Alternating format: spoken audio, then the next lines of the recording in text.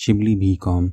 اندازہ ہے کہ شبلی صاحب جب عازم حج ہوئے تو انہوں نے اپنا سارا کا سارا علم پلے باندھ لیا، اور صرف اسی پر اکتفا نہیں کیا بلکہ طلب علم کی ایک بھاری گٹھری سر پر اٹھا لی، پھر شوق تحقیق کی چھڑی ہاتھ میں اٹھائی، پھر وہ رب کعبہ کے حضور چل پڑے۔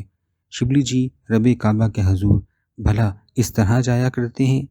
نتیجہ یہ ہوا کہ جب وہ حرم شریف کی ڈیوڑی پر پہنچے اور ان کی نگاہوں نے دیواروں کی طرف دیکھا تو علم، جذبہ تحقیق اور طلب علم نے سپولیوں کی طرح سر اٹھائے۔ یہ دیواریں اتنے گز اونچی ہیں، اوپر سے فٹ موٹی ہیں، ڈیوڑی کی محراب فلاں طرز پر تعمیر سے اخذ کی گئی ہے، سنگ مرمر کے رنگ اور ریشوں سے ظاہر ہے کہ فلاں ملک سے درآمد کیا گیا ہے۔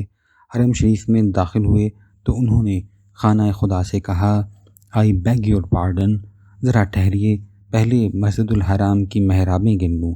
مسجد کے صحن کا رقبہ کیا ہوگا، کتنے زائرین نماز پڑھ سکتے ہیں؟ دنیا میں ایسے مجاہد بھی ہیں جو آپ کو، ان کو، مجھ کو، سب کو اور آنے والی نسلوں کو یہ مقدس معلومات بہم پہنچانے کے لیے رب کعبہ کے حضور خود حاضری دینے کی عشرت کی قربانی دینے سے گریز نہیں کرتے۔ خانہ خدا پر نظر پڑی تو چونکے، ارے اس کوٹھے کی اونچائی، چوڑائی اور لمبائی کا تناسب کتنا غیر معمولی ہے، اور یہ جو دروازہ خانہ خدا میں کھلتا ہے یہ فرش سے اتنا اونچا کیوں ہے؟ کتنا اونچا ہوگا بھلا؟